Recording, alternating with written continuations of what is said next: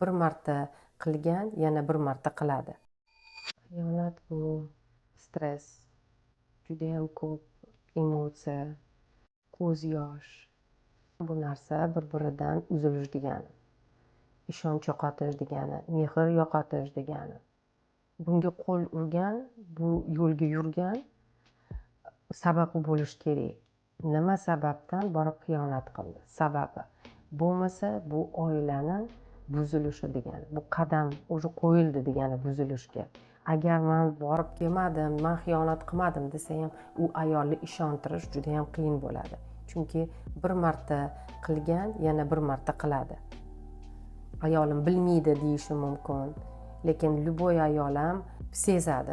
To'g'ri, kimdir adashib qoladi, kimdir boshqa vaziyatda bir mastlikda qilib qo'yadi yoki muhtojlikdan shu narsani qilib qo'yadiganlar ham bor. Hech kim bilmaydi buni, Alloh bilguvchi. Har xil xiyonat bo'lishi mumkin.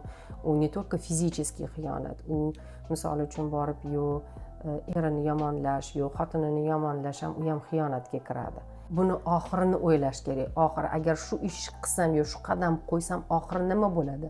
Nimani yo'qotasan? Oilani yo'qotasan, mehrni, ishonch, ko'p narsa yo'qoladi-da agar shu bor yo'q shu qadam qo'yilsa. O'shaning uchun shu arziydimi shu qilgan qadamim oilamni yo'qotishga yoki mana shu mehrni yo'qotishga arzirmikin? Shu qilgan qadam deb birinchi o'ylash kerak menimcha. Oilani birinchi qo'yish kerak. Oila muqaddas.